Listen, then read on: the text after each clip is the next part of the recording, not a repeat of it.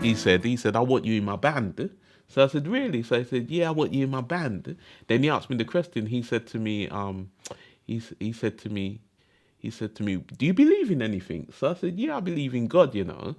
So he said to me, what do I think about, you know, gay people? So I said, well, at the end of the day, we're taught as Christians to love them.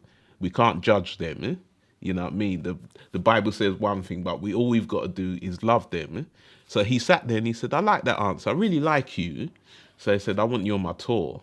So I said, really? He said, yeah. So anyway, what happened on the tour now was that he allowed me to pray. We had 110 gigs and I was able to pray before every gig. Who were you praying with? Him. He stood there for 20 gigs with the rest of the band and I'd pray with everybody. Wow.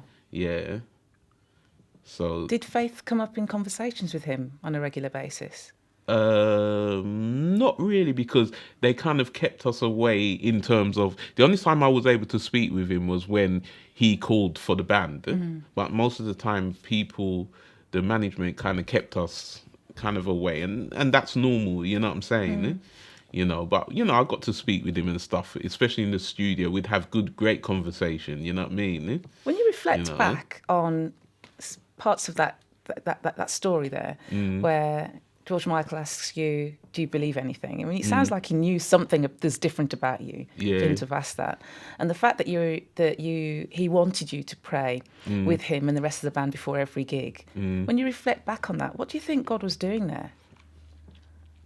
I think that God was allowing me to sow a seed, you know. And I just believe that sometimes you get prepared for things. And I think I was prepared for that moment. You know what I mean? I mean, I got condemned by people in the church and stuff like that. I'm not going to lie to you.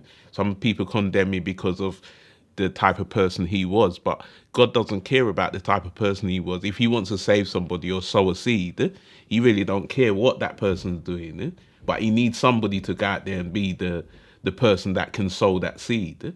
And that's my job. My job is not to Bible bash him, but just to sow the seed. Wow. You know what I mean?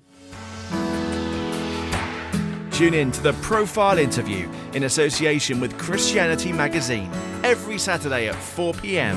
only on Premier Christian Radio, where faith comes to life.